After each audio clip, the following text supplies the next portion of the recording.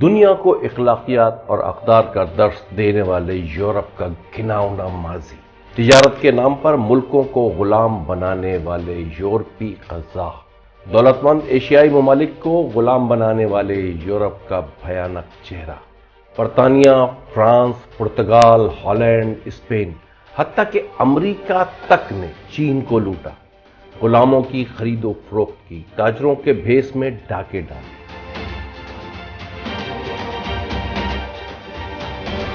فوجیں اتاری، جنگیں لڑی۔ صرف اتنا ہی نہیں، پوری قوم کو افیون کے نشے کا عادی بنایا۔ آج ہماری نوجوان نسل امریکہ اور یورپ کی مثالیں دیتی نہیں تھکتی۔ ترقی، خوشحالی، تہذیب، آزادی، جمہوریت۔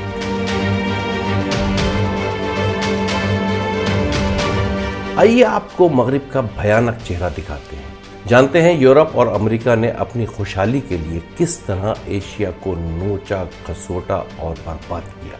بربریت کی ہولناک داستان، کیسے خون کی ندیاں بہائی گئیں۔ یہ سچ ہے، آج اگر مشرق مغرب سے نفرت کرتا ہے تو اس کی ٹھوس تاریخی وجوہات ہیں۔ دوستوں، سرد جنگ سیریز جاری ہے۔ آج ہم بات کریں گے چین اور امریکہ کی سرد جنگ کی۔ اکنامی اینڈ ٹیکنالوجی، یہ وہ دو چیزیں ہیں جو اس میں جیت گیا وہ ساری جنگیں جیت گیا۔ آپ نے کچھوے اور خرگوش کی کہانی تو سنی ہوگی، بچپن سے سن رکھی ہے ہم نے۔ چین اس میں کچھوا ہے اور امریکہ خرگوش۔ چین معاشی طور پر امریکہ کو شکست دے چکا ہے، مغرب چین کی ٹیکنالوجی سے پریشان ہے۔ یہ سب جنگ بڑے عجیب مرحلے میں داخل ہو گئی ہے۔ امریکہ بے بسی سے چین کو آگے بڑھتا دیکھ رہا ہے۔ بڑی حیرت انگیز داستان ہے۔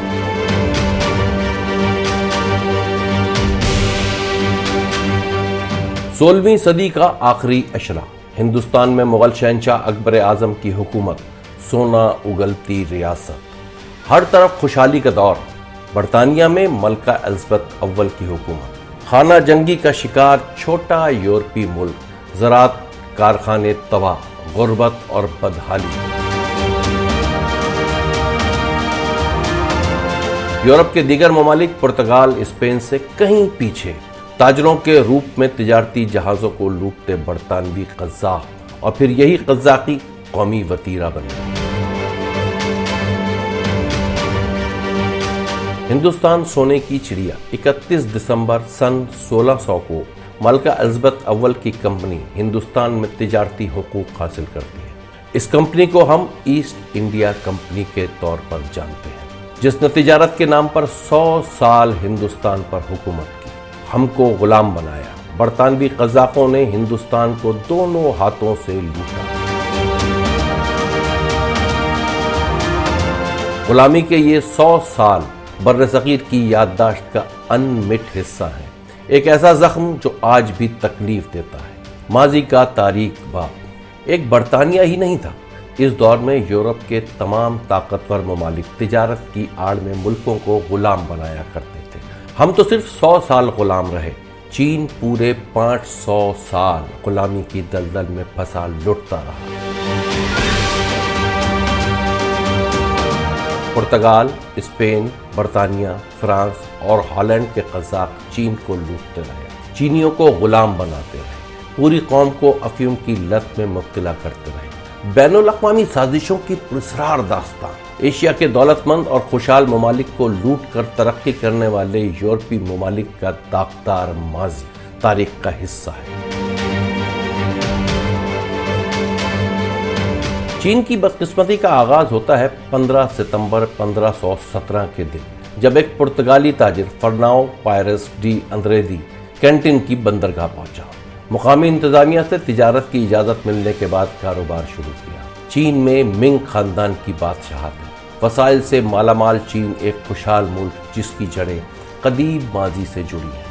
چین کئی صدیوں سے یورپ سے تجارت کر رہا ہے، مگر چینی حکمران ناواقف تھے کہ یورپ کس طرح تجارت کے نام پر پورا ملک یرغمال بنا لے گا۔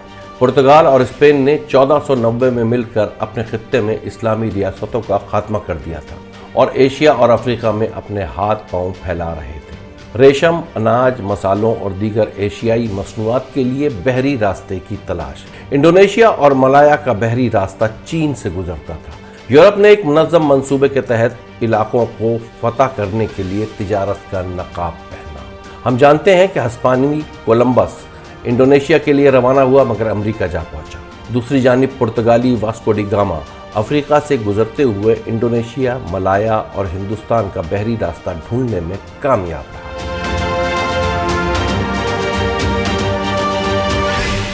1500 سے 1550 تک پرتگال اور اسپین کے تاجر قزاقوں نے ان ممالک پر قبضہ جما لیا، عوام کو غلام بنایا، ملکی وسائل پر حق جمایا، اپنے مذاہب کا پرچار کیا۔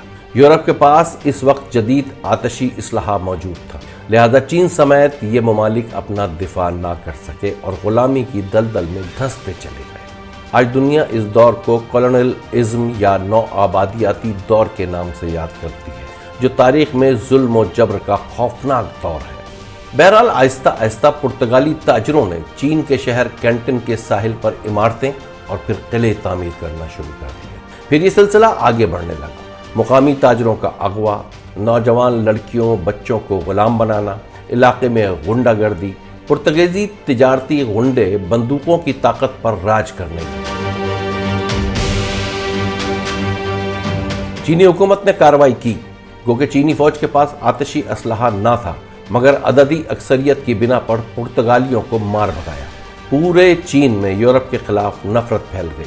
30-40 سال بعد اعتماد بحال ہوا تو یورپی تاجر پھر واپس پہنچے، مگر اس بار شرافت کے لبادے میں۔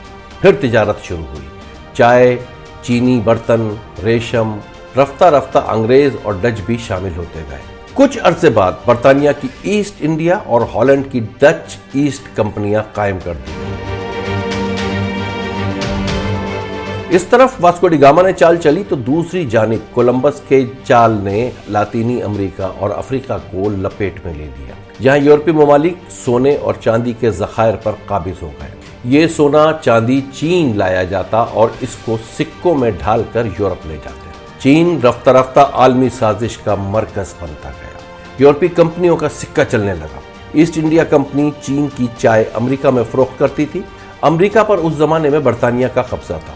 1780 میں برطانوی حکومت نے سخت ٹیکس لگا دیے۔ چائے مہنگی ہوئی تو امریکہ میں احتجاج شروع ہو گیا، جو جنگ آزادی میں تبدیل ہو گیا۔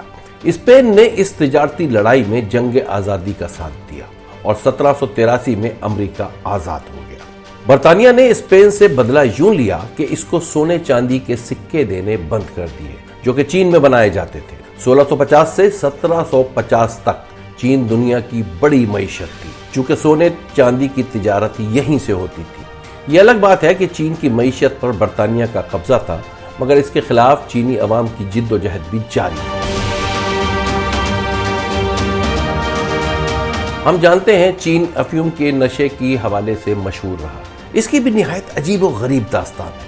1756 سے 1765 ایسٹ انڈیا کمپنی ہندوستان میں بنگال کی امیر ریاست کو شکست دے کر اقتدار پر قابض ہوئی تو ایک ایسی نادر چیز دستیاب ہوئی جس نے چین کی عوامی تحریک کو شکست دے ڈالی۔ جی ہاں، انگریزوں کو بنگال سے افیون ملی۔ یہ ان کے لیے نئی چیز تھی، مگر انگریز کے شاطر دماغ نے منصوبہ بنایا اور ہم دیکھتے ہیں کہ 1 صدی تک چین کو افیون کے نشے کا عادی بنا دیا۔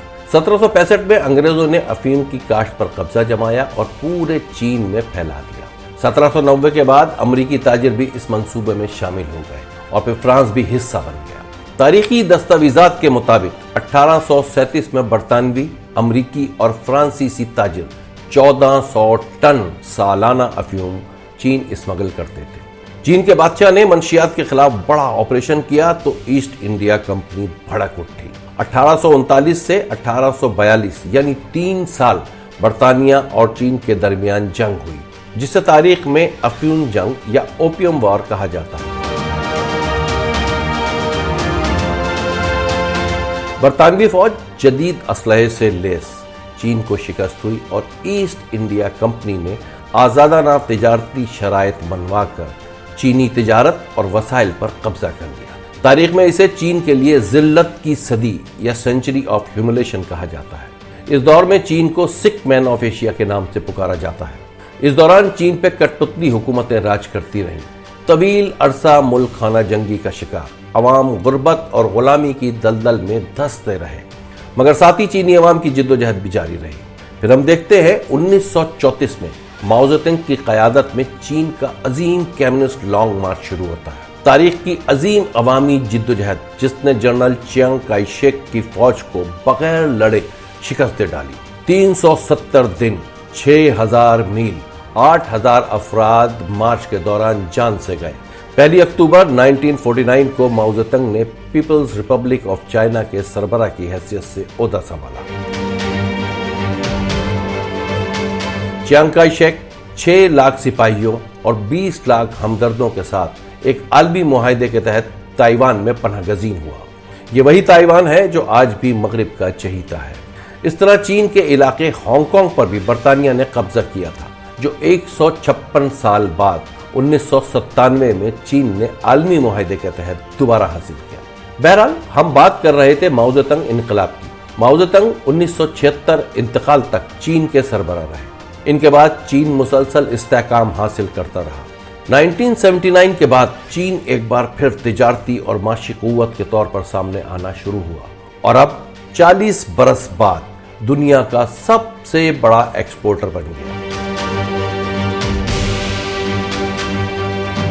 आज चीन सालाना 2.5 ट्रिलियन का सामान दुनिया को फरोख्त करता है। अमेरिका और यूरोप इसके बड़े खरीदार हैं। टेक्नोलॉजी में अमेरिका और यूरोप को पीछे छोड़ रहा है। 500 साल जिद्दोजहद के बाद आज चीन दुनिया की बड़ी कुव्वत है, इतनी बड़ी कि गुलाम बनाने वाले ममालिक इसकी मसनूआत खरीदने पर मजबूर हैं।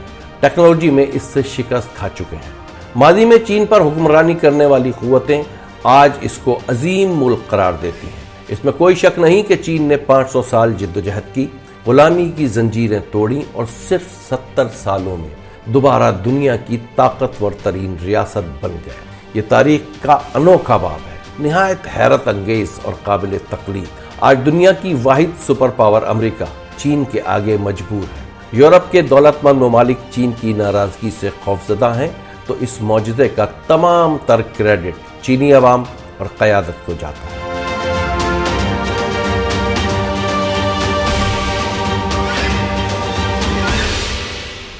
क्या चीन और अमेरिका के दरमियान जंग हो सकती है? हथियारों की जंग? शायद नहीं, मगर यह खदशा बिल्कुल बेजा भी नहीं। आलमी थिंक टैंक, आलमी दिफाई उमूर के माहिरीन क्या कहते हैं? ये सिचुएशन बड़ी भयानक है, क्योंकि अमेरिका के पास और या मगरिब के पास कोई रास्ता नहीं बचा चीन को रोकने का। तो जंग का इम्कान खारिज अज बहस नहीं। दुनिया में ये बात चल रही है। आइंदा किस्त में आपको इस बारे में बताएंगे। अगर ये वीडियो आपको पसंद आई हो तो इसको लाइक करें, शेयर करें। बहुत शुक्रिया।